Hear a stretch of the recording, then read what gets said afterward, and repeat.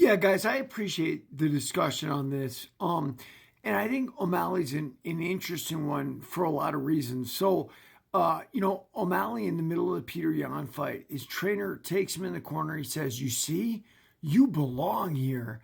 And what he was trying to say to Sean was, you're elite.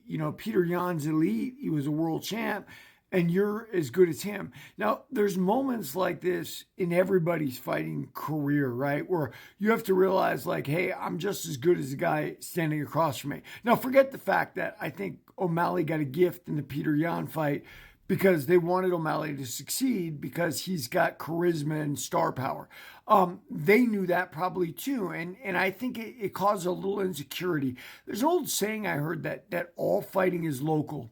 So I remember there was a NorCal, California heavyweight named Dave Huckabee, and Dave beat a lot of guys up in NorCal. But then he went to fight in Russia, and in Russia he's like, oh my God, this land of, big barbarian guys, blah, blah, blah. The reality is Dave Huckabee was as tough as they were, and they were tough too, right? And Dave lost all those fights to the Russian guys. But at the end of the day, guys, we're all human beings with two arms, two legs. And you have to recognize that before you become elite. It's why that extra confidence that Conor McGregor, Ian Machado Gary, and all them come out with, it's because they're trying to convince themselves mentally that they're going to win the fight. When the reality is, guess what? You're facing a guy with two arms, two legs. If he put in the training and he's got the talent, you guys are on the line. I mean, who knows who's going to win? Now, obviously, sometimes talent wins it. Sometimes conditioning wins it. Different things win it. Now, for O'Malley, he's got a lot of punching power, right? That's how he took out Aljo, without a doubt. Do I think that he just had a bad night against Merab? No, I do not. Merab is a very, very difficult style for O'Malley.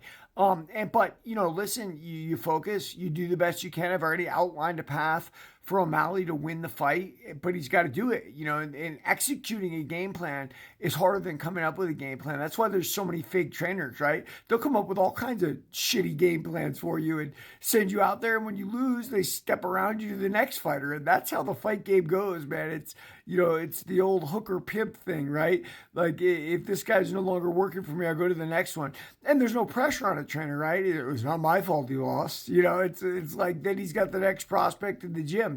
So, as a fighter, you're putting your ego on the line. So it's a lot of the issues I talked about, like with my time at the Scrap Pack. It was ego. Like, they didn't want some old man beating them up or showing them anything. So they had to discount me completely, which was absurd, but that's ego at play. Everybody, read my book, Warrior of the Light, and we'll see what happens with Merab Dvalishvili. My feeling is Dvalishvili is going to do the same thing to him.